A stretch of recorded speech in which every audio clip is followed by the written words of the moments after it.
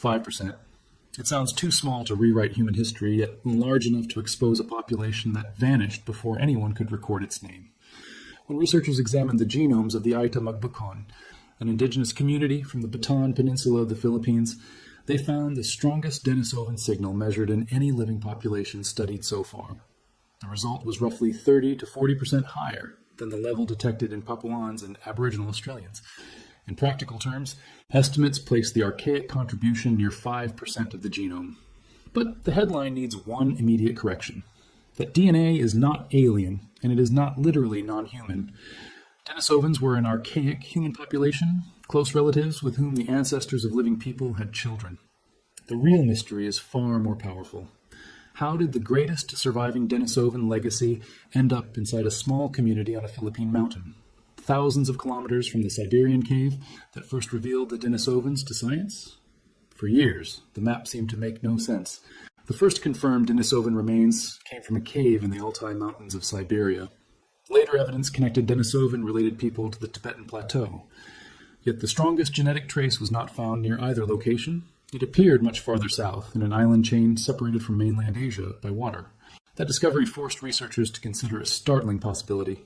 Denisovans, or several populations closely related to them, may once have occupied a huge portion of Asia. Their bones nearly disappeared, but their ancestry survived inside the people whose ancestors met them. The Philippines is the perfect place for such a mystery. More than 7,000 islands form a broken bridge between East Asia, the Pacific, and the wider world of islands Southeast Asia. During ice ages, sea levels fell and many islands became larger. But Luzon was never simply attached to the Asian mainland by a dry highway. Reaching it required crossing water. That means every ancient arrival involved risk, planning, accident, or some combination of all three. For most of the 20th century, researchers treated the archipelago as a late chapter in a broader migration story. Genetic evidence now suggests that it was one of the most complicated meeting grounds in the entire region. The older textbook explanation was clean. First came deeply rooted hunter-gatherers, often grouped under the historical term Negrito. Then several thousand years ago, Austronesian-speaking farmers expanded southward from Taiwan. They carried languages, crops, pottery, and maritime technology across the Philippines and onward through the Pacific. This model explained a great deal. Austronesian languages stretch across an extraordinary distance from Madagascar to remote Pacific islands. Archaeological similarities also support major movement from Taiwan into the northern Philippines, but the simple version treated ancestry, language, and farming as if they traveled together in one single package. The genomes of Philippine communities revealed that the real sequence was not one replacement. It was layer after layer of movement, separation, survival, and mixture. The first warning came from a discovery that had nothing to do with genetics. In the Cagayan Valley of northern Luzon, archaeologists uncovered an almost complete rhinoceros skeleton beside 57 stone tools. Cut marks and impact damage showed that a hominin had butchered the animal. The sediments were dated to between about 777,000 and 631,000 years ago, with the site commonly described as roughly 709,000 years old. The date pushed confirmed hominin activity in the Philippines back hundreds of thousands of years. The implications were enormous.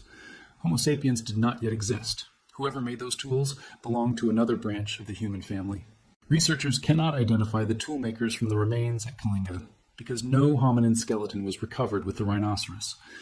Homo erectus is one possible candidate, but certainty is impossible. What can be said is that a pre-modern hominin reached Luzon long before modern humans entered the region. Somehow, a population crossed a marine barrier, survived on an island, and became capable of hunting or scavenging large animals there. That alone shattered the image of an empty Philippines waiting for modern settlers. Yet the next discovery made the story stranger.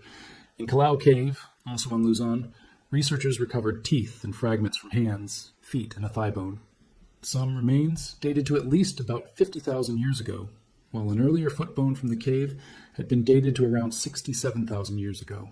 The fossils displayed an unexpected mixture of anatomical features. The teeth were remarkably small.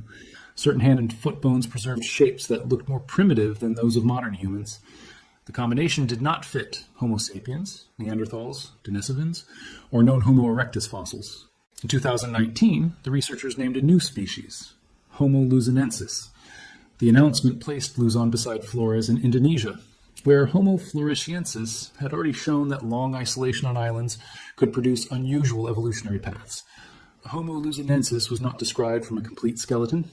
It is known from a small collection of fragments representing at least 3 individuals. That makes every conclusion cautious. Scientists still do not know how tall these people were, what their faces looked like, how their ancestors reached Luzon, or whether they survived long enough to meet Homo sapiens. The most important missing evidence is DNA. Tropical heat and moisture destroy genetic material quickly. No usable genome has been recovered from Homo luzonensis. Without DNA, researchers cannot place the species precisely on the human family tree.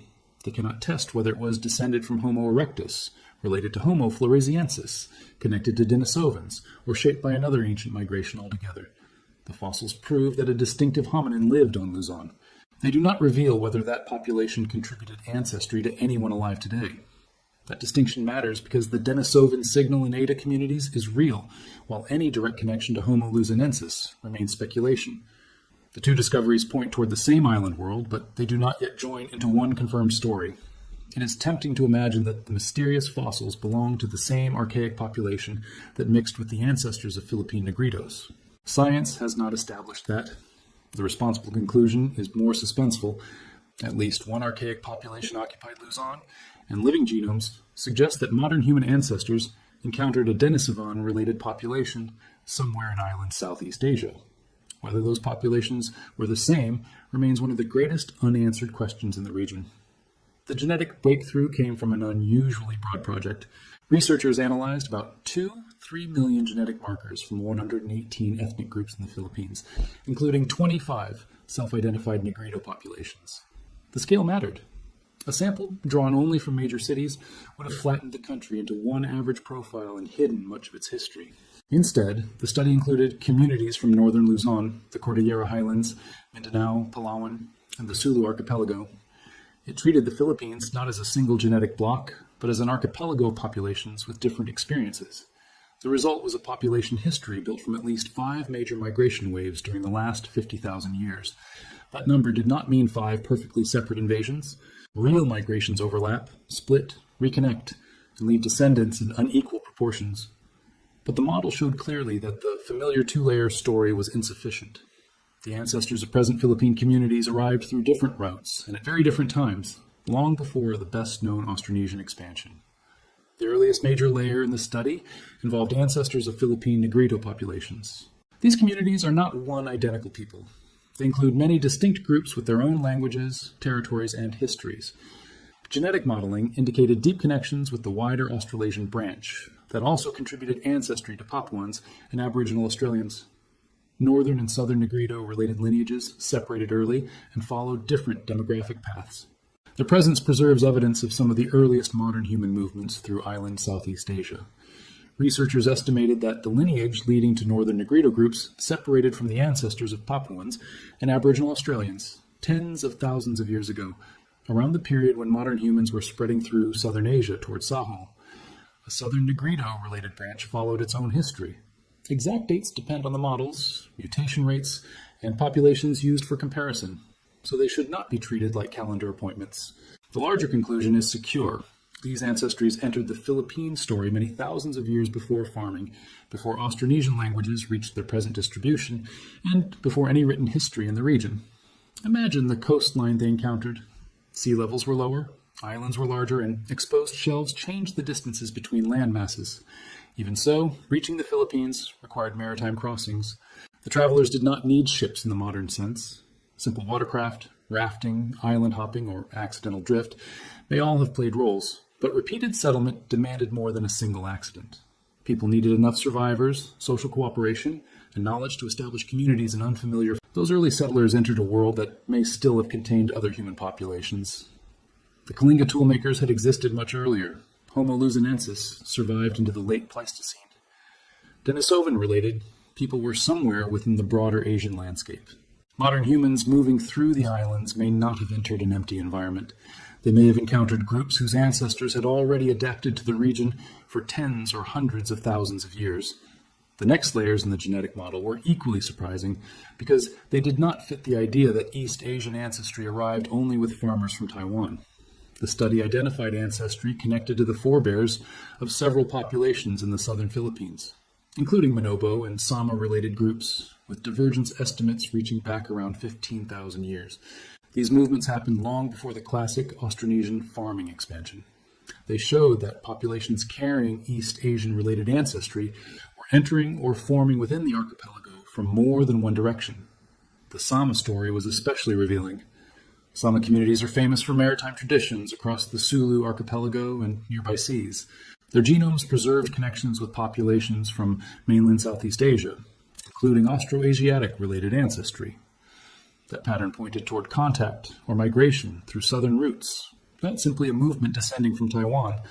The southern Philippines had been connected to Borneo, the mainland, and maritime trade networks across many different periods.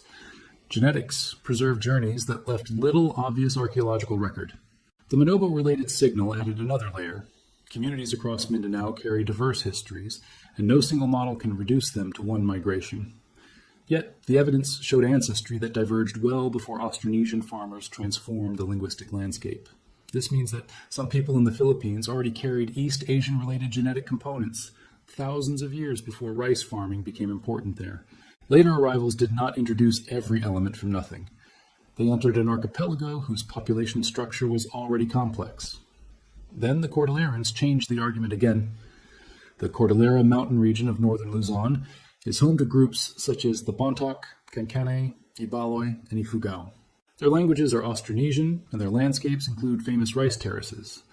Under a simple farming migration model, their genomes might be expected to resemble a recently mixed branch of populations moving from Taiwan. Instead, researchers found that Cordilleran groups carry an exceptionally strong Austronesian-related ancestry with remarkably little later admixture. In some analyses, the Cordillerans appeared less admixed than indigenous Taiwanese groups often used as references for the Austronesian expansion. They also lacked some northern East Asian ancestry found in the Taiwanese populations included in the study. Their divergence from related groups was modeled deeper than the arrival of intensive rice farming in the Philippine highlands. This suggested that the demographic history associated with Austronesian languages cannot be described as one late wave of fully formed farmers replacing everyone before them. Language, genes, and agriculture can move together, but they do not have to. A language can spread through networks, marriage, prestige, or gradual community shifts. Farming methods can be adopted by people who are not genetically replaced. Populations can migrate before acquiring a technology later associated with their descendants. The Cordilleran evidence forced researchers to separate processes that had often been bundled together for convenience. This does not erase the importance of Taiwan. Archaeology, linguistics, and genetics still support major Austronesian expansion from Taiwan into the Philippines and beyond. What changes is the timeline and the simplicity of the package. The movement involved populations with their own earlier histories. It interacted with people already present in the islands. Different communities received different amounts of ancestry, language, and technology. The Philippines was not a blank page filled by one migration. It was an archive that kept every previous layer underneath the next. That archive is visible today, but not as a universal formula inside every Filipino. A family from the Cordillera does not carry the same ancestry proportions as a family from Bataan, Sulu, or central Mindanao. People from lowland urban regions may reflect additional recent movement from across the archipelago and beyond. National identity is real, but it is not the same thing as genetic uniformity. The word Filipino describes a modern people connected through citizenship, culture, language, history, and family. It does not mean that every genome has one identical origin. This is where the 5% figure returns. The companion study focused specifically on Denisovan ancestry across Philippine populations. Researchers found a strong relationship between Negrito-related ancestry and Denisovan ancestry. The Ayta Magbukon carried the highest detected level, approximately 30 to 40% more than Papuan and Aboriginal Australian comparison groups. When translated into an estimated share of the genome, reports often describe the value as close to 5%. 5% may sound enormous, but it does not mean that 5% of a living person is some separate creature. DNA is inherited in segments. Each generation shuffles those segments and many disappear while others remain. Denisovans and modern humans shared a distant common ancestor, then lived as separated populations for a long period before meeting again. When they had children, some Denisovan genetic variants entered modern human populations. Tens of thousands of years later, fragments of those encounters remain in living descendants. All people outside Africa carry some Neanderthal ancestry because of ancient interbreeding in Eurasia. Some populations also carry Denisovan ancestry. This is not contamination of a pure human genome. It is part of what the human genome became. The phrase 5% is not human, therefore creates drama by using the wrong definition. Denisovans belong to the genus Homo. They were archaic humans, not animals, not visitors from another world. The astonishing fact is not that Ayta Magbukon DNA is partly inhuman. It is that their genomes preserve an unusually large record from a human population that otherwise left almost no fossils. The pattern also suggested more than one Denisovan encounter.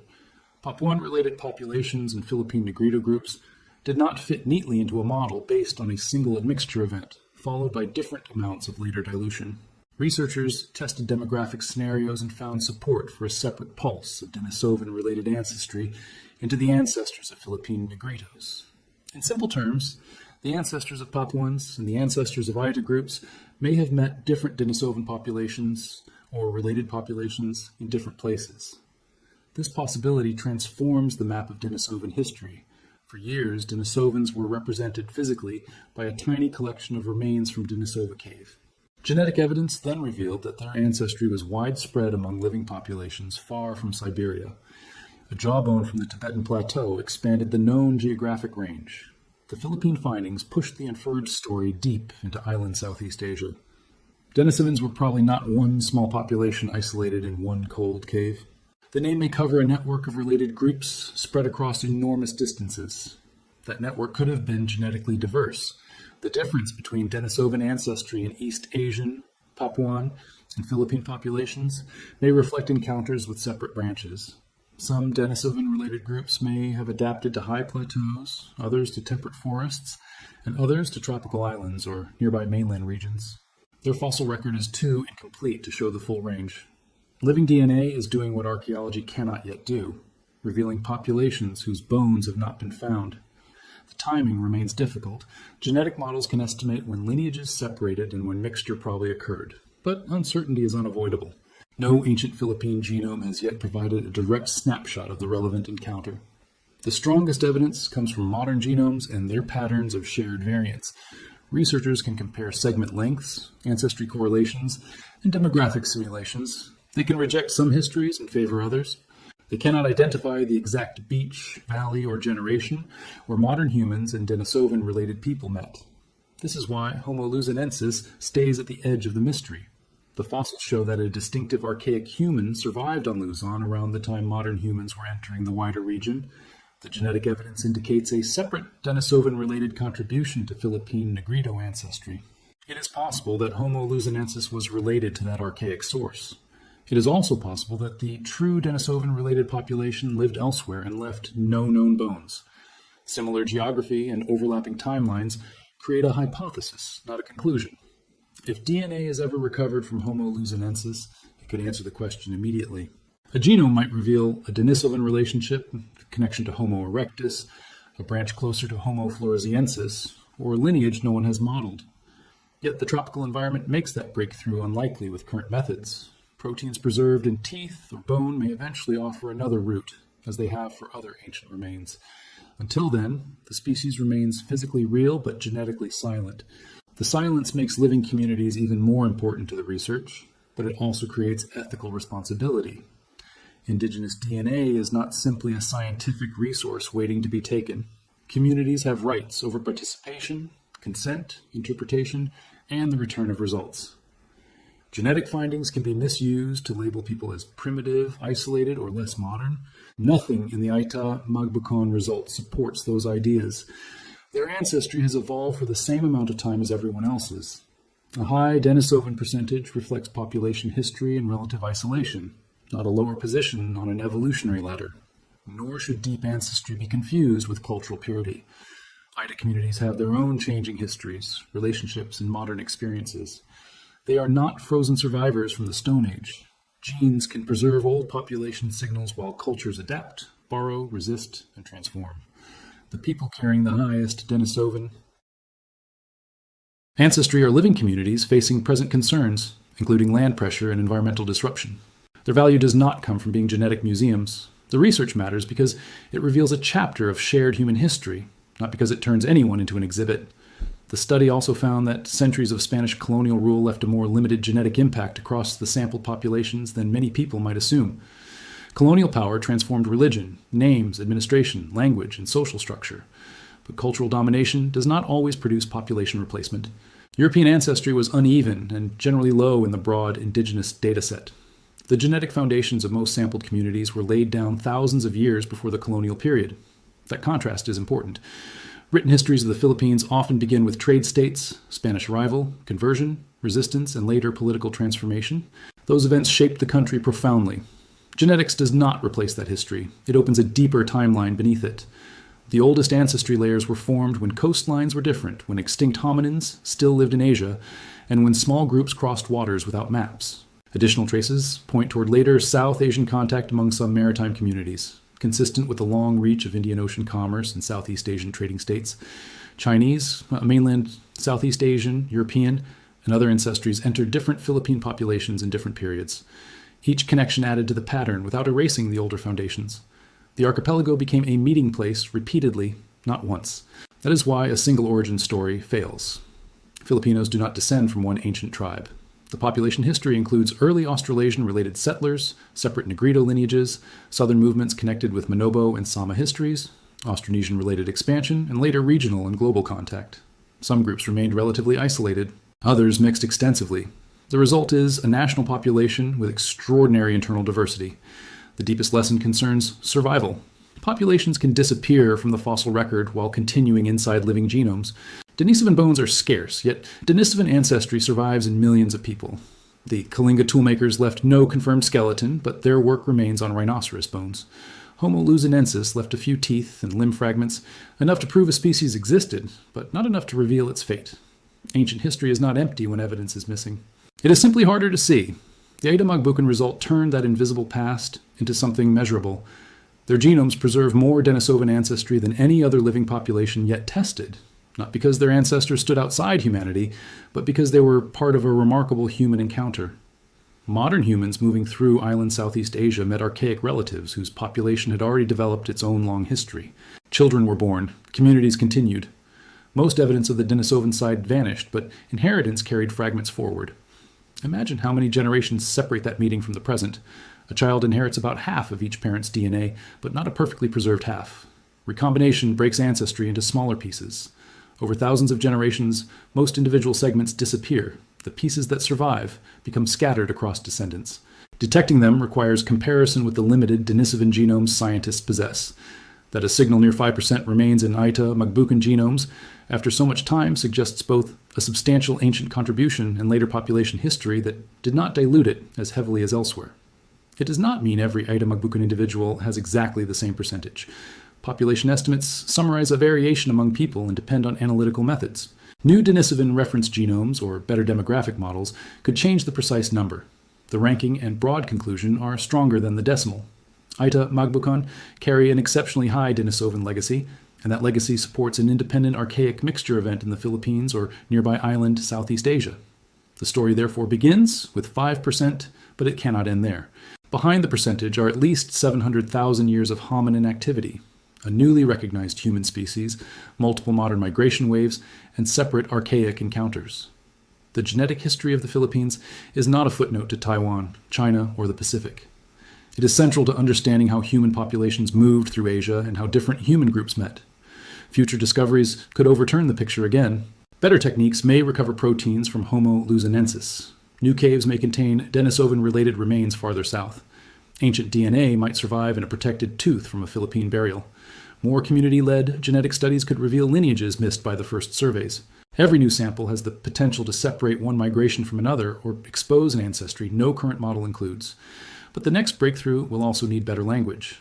Calling Denisovan ancestry not human may attract clicks, yet it hides the discovery's real meaning. Human evolution was never a straight line in which one species cleanly replaced another. It was a branching network. Populations separated, adapted, met again, and exchanged genes. Modern humans are the surviving result of that network. In some regions, Neanderthal ancestry tells the story. In the Philippines, Denisovan ancestry tells a different part. For the Ayta Magbukon, the result confirms extraordinary depth but does not define identity. Their community existed long before a laboratory assigned a percentage to its ancestry. Genetic evidence cannot measure belonging, memory, language, or responsibility to land. It can show that their ancestors were present through layers of migration that transformed the archipelago around them. T can also demonstrate why protecting indigenous communities protects irreplaceable human history. The woman whose sample helped reveal this pattern was not carrying a biological anomaly. He was carrying an archive. Inside her cells were fragments from modern human migrants, ancient Philippine population structure, and a vanished Denisovan-related people. Those fragments crossed oceans, survived epidemics and climate shifts, passed through countless families, and remained readable only because descendants continued. 5% is not proof that Filipinos are partly something other than human. It is proof that the category human has always been more complicated than textbooks suggested. The ancestors of living people did not move across an empty world. They met relatives who looked different, carried different histories, and had occupied Asia long before Homo sapiens arrived. Some encounters ended without descendants. Theirs became permanent parts of the genome. The Philippine evidence leaves one final question hanging over Luzon. Were the archaic people who contributed Denisovan ancestry connected to Homo luzonensis, or is another lost population still missing from the fossil record? Right now, no one can answer. The bones and the genes approach each other from opposite directions, stopping just before they meet. Hat gap is exactly why the story matters. The strongest Denisovan ancestry on Earth survives in a community living near a landscape where an unknown human species once walked. Beneath that same island are tools made hundreds of thousands of years earlier. 3 lines of evidence, archaeology, fossils, and genetics, all point toward a Philippine past far deeper than anyone imagined. And somewhere in the forests, caves, and mountain soils of the Philippines, the missing evidence may still be waiting. One tooth could connect Homo luzonensis to Denisovans. One ancient genome could show where the mixture occurred. One excavation could reveal the people whose DNA survives while their names, languages, and faces have disappeared. Until that happens, the clearest record is alive. It remains in the Ayta Magbukon and in the wider genetic diversity of Philippine communities, not as a sign that they are less human, but as evidence that they carry more of humanity's hidden history than science ever expected. Subscribe to Past Proof today, because the past is gone, but the evidence remains.